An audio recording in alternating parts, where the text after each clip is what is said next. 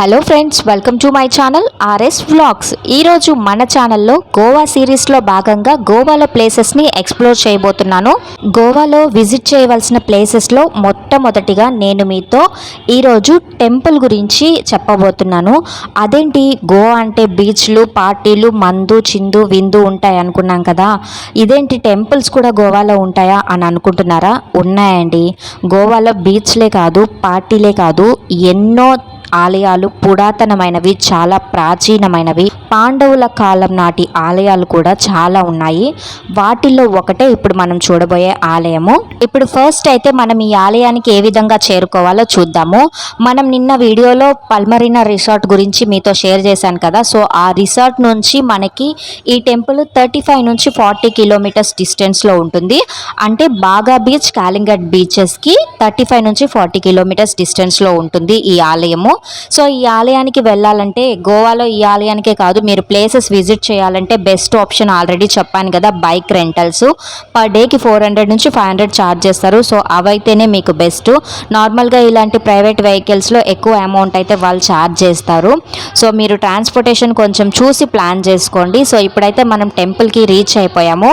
ఇంతకీ ఈ ఆలయం పేరు మంగోష్ ఆలయం.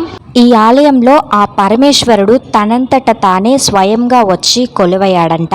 చాలా ఆలయాలు అయితే ఉన్నాయి గోవాలో, ముఖ్యంగా ఈ టెంపుల్ అయితే చాలా ఇంపార్టెంట్. సో మనమైతే ఇప్పటికీ టెంపుల్కి నడిచి వెళ్తున్నాము. ఇందాక మనం వచ్చాం కదా, వెహికల్స్ అన్ని చూసాం కదా, సో వెహికల్స్ అంతా అక్కడ పార్క్ చేస్తారు. సో అక్కడ నుంచి మనకి ఒక 1 నుంచి 1.5 కిలోమీటర్ అయితే డిస్టెన్స్ ఉంటుంది. మధ్యలో అంతా షాపింగ్స్ ఉంటాయి. చూడండి, ఇదంతా టెంపుల్కి వెళ్ళే రూట్ మీకు చూపిస్తున్నాను.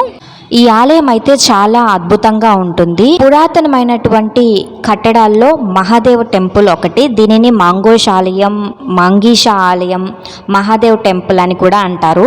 ఈ దేవాలయం యొక్క నిర్మాణ శైలి మహా గొప్పగా ఉంటుంది. ఇండో, పోర్చుగీసు, ఇస్లాం నిర్మాణ శైలి విన్యాసాలు ఈ ఆలయంలో మనం చూడవచ్చు. ఈ ఆలయంలో ఉన్న సభా మండపం, దీపస్తంభం ఆలయ శోభను మరింత పెంచుతాయి. సో ఇప్పుడైతే మీరు టెంపుల్కి వెళ్ళే దారిలో ఉన్నటువంటి షాపింగ్, గోవాలో షాపింగ్ అయితే చాలా బాగుంటుంది. కాస్ట్ కూడా చాలా ఎక్కువ చెప్తారు. మనం బార్గెన్ చేస్తే బాగా తగ్గిస్తారు. డ్రెస్సెస్ కానీ అన్నీ బాగా దొరుకుతాయి. అంటే బీచ్ ఏరియా కదా, వాటికి సూటబుల్ అయ్యే డ్రెస్సెస్, అలాగే మనకి బీచ్లో ఉండేటువంటి గవ్వలతో చేసే ఇండోర్ ఐటమ్స్ కానీ చాలా బాగుంటాయి, డెకరేటివ్ ఐటమ్స్ కూడా. సో ఇప్పుడైతే మనం టెంపుల్ దగ్గరకు వచ్చేసాం. చూసారా, శ్రీ మంగోష్ సంస్థాన్ అని ఉంది ఆలయం పేరు అనమాట ఇది. సో ఆలయము బయట అయితే మనం ఉన్నాము. ఇప్పుడైతే మనం ఆలయం లోపలికి వెళ్దాము. చూడండి, స్టెప్స్ ఉన్నాయి. సో ఈ స్టెప్స్ ద్వారా మనం పైకి వెళ్ళాలి. పైకి వచ్చిన తర్వాత మనకి చెప్పుల స్టాండ్లు అయితే ఉంటాయి. సో మన చెప్పులంతా కూడా జాగ్రత్తగా ఇక్కడ మనం పెట్టుకొని ఆ తర్వాత దర్శనానికి అయితే వెళ్దాము. అంతకన్నా ముందు మీకు టెంపుల్ వ్యూ అంతా కూడా చూపిస్తాను. దాంతోపాటు టెంపుల్ గురించి మరికొన్ని విషయాలు నేను మీతో షేర్ చేసుకుంటాను. ఈ ఆలయంలోని ప్రధాన దేవుడు మహాశివుడు. ఈ ఆలయము 16వ శతాబ్దంలో పునఃప్రతిష్ఠ చేయబడింది. అందమైన సరస్సు తీరాన ఉన్న ఈ దేవాలయం బంగారు కలశంతో దర్శనమిస్తుంది. గర్భాలయంలోని రజత తోరణం మధ్య మంగేష్ స్వర్ణ ప్రతిమ, కిరీటంపై నరసింహస్వామి ఉగ్రరూపం మనకి దర్శనమిస్తుంది. ఇప్పుడు మీరు చూస్తున్నదే టెంపుల్ ఎదురుగా ఉన్నటువంటి దీపపు స్తంభం. ఇదే ఈ ఆలయానికి ముఖ్య ఆకర్షణ. చాలా అద్భుతంగా ఉంటుంది అక్కడ నుంచి చూశారు అంటే. ఆలయం లోపల స్వామివారు అయితే ఈ విధంగా ఉంటారు. లోపల కెమెరా అలో లేదు. స్వామివారు బంగారు ప్రతిమని మనం దర్శనం చేసుకోవచ్చు. బంగారు వర్ణంలో ఉండడమే ఇక్కడ ముఖ్య ఆకర్షణ.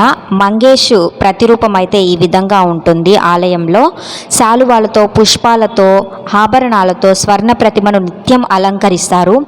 అయితే ఈ ఆలయం యొక్క స్థల పురాణం విషయానికి వస్తే, ఒకసారి కైలాసంలో ఆటలాడుతూ ఉండగా పార్వతీ అమ్మవారి చేతిలో పరమేశ్వరుడు ఓడిపోతాడు.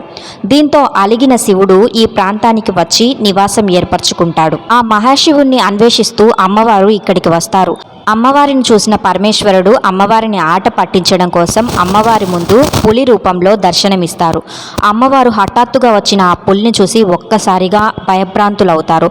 అనంతరం తేరుకొని త్రాహిమాంగిరీస అని ప్రార్థించారు. దీని అర్థం పర్వతాలకు ప్రభువైన దేవా రక్షించు అని. వెంటనే శివుడు తన పూర్వ రూపంలోకి రావడంతో అమ్మవారు ఆనందిస్తారు. ఆ మా గిరీష అన్న పదమే కాలక్రమంలో మంగేష్గా మారింది. జువారి నది ఒడ్డున పరమశివుడు ప్రత్యక్షమైన ప్రదేశంలోనే ఇక్కడ ఈ ఆలయాన్ని నిర్మించారు. అనంతరం ఈ ప్రాంతాన్ని పోర్చుగీసు వారు ఆక్రమించుకున్నారు. అక్కడ ఉన్న ఆలయాన్ని నిర్మూలించారు. కొందరు భక్తులు శివలింగాన్ని సమీపంలో గల కులస్థలికి తరలించారు. ఆ ప్రాచీన శివలింగం క్రీస్తు శకం 1560 వరకు కులస్థలిలో గల ఆలయంలో పూజలు అందుకుంది. 4 శతాబ్దాల పాటు ఇక్కడే పూజలు నిర్వహించారు ఆ శివలింగానికి. 18వ శతాబ్దంలో మరాఠా సైనికాధికారి అయినటువంటి రామచంద్ర సుక్తాంకర్ ఈ ఆలయాన్ని పునఃనిర్మించారు. ఆ విధంగా ఆయన నిర్మించి శివలింగాన్ని ప్రతిష్ఠించారు. ఇక్కడ ఉన్న ఎత్తైన దీపపు స్తంభం ప్రధాన ఆలయానికి ఎంతో ఆకర్షణీయంగా ఉంటుంది. ఇప్పుడు మీరు చూస్తున్నదే అన్నమాట ఈ దీపపు స్తంభం. ఇదే ఇక్కడ మెయిన్ అట్రాక్షను. తెలుసుకున్నారు కదా, ఇదే ఈ ఆలయం యొక్క స్థల పురాణము. ఇక్కడ స్పెషాలిటీ ఈ దీపపు స్తంభం attraction. At the same time స్వామివారు బంగారు రూపంలో ఆయన స్వయంగా వచ్చి తనంతట తానే ఇక్కడ వెలసాడు కాబట్టి ఈ ఆలయానికి ఎంతో ప్రాముఖ్యత ఉంది. చాలా ప్రాచీనమైనటువంటి శివలింగము. రామాయణ కాలం నుంచి ఈ ఆలయం ఇక్కడ ఉంది అని పురాణాలు అయితే చెప్తున్నాయి. సో తప్పకుండా గోవా వచ్చినప్పుడు మీరు కూడా ఈ ఆలయాన్ని దర్శించుకోండి.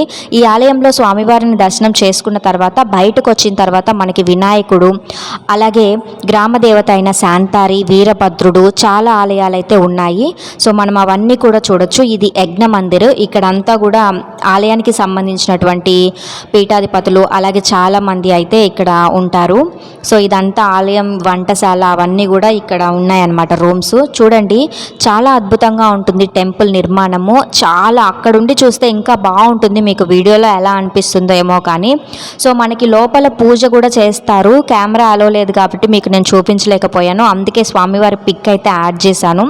బయట కావాలంటే మనం ఇక్కడ పూజ కూడా చేయించుకోవచ్చు. అలాగే మనకి పూజకి కావాల్సిన సామాన్లు కూడా బయట 20 రూపీసే. పువ్వులు అవన్నీ కూడా అమ్ముతారు. మనం తీసుకొని వెళ్ళి స్వామివారి దర్శనం అయితే బాగా చేసుకోవచ్చు. చూడండి శ్రీ మంగేష్ సంస్థాన్ ఇదే అన్నమాట. గోవాలో ఉన్నటువంటి ప్రాచీనమైనటువంటి దేవాలయాల్లో ఇది కూడా ఒకటి. సో చాలా బాగుంటుంది. నది ఒడ్డున ఆలయము, గ్రీనరీ చాలా అద్భుతంగా ఉంటుంది చూడడానికి. సో ఫ్రెండ్స్ చూశారు కదా అండి టెంపుల్. స్వామివారి దర్శనం అయితే బాగా జరిగింది. సో చూసిన తర్వాత బయటకు వచ్చేసాం మనము.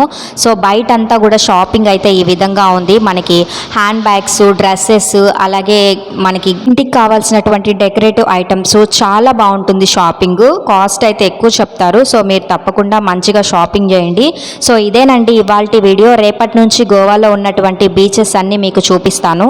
సో ఫ్రెండ్స్ గోవాలో ఫస్ట్ డే వచ్చిన తర్వాత మీకు మొట్టమొదటిగా టెంపుల్ అయితే చూపించాను. టుమారో నుంచి అన్ని వీడియోస్ అయితే మీకు పోస్ట్ చేస్తాను. ఇదేనండి ఇవాల్టి వీడియో. మీ అందరికీ వీడియో నచ్చిందని అనుకుంటున్నాను. నచ్చితే తప్పకుండా లైక్ చేయండి. అలాగే ఫస్ట్ టైం మన ఛానల్ని చూస్తే తప్పకుండా సబ్స్క్రైబ్ చేసుకోండి. అలానే మీ ఫ్రెండ్స్ అండ్ ఫ్యామిలీ మెంబర్స్కి కూడా తప్పకుండా షేర్ చేసి లైక్ చేయడం మాత్రం మర్చిపోకండి. Thanks for watching my video friends. Bye.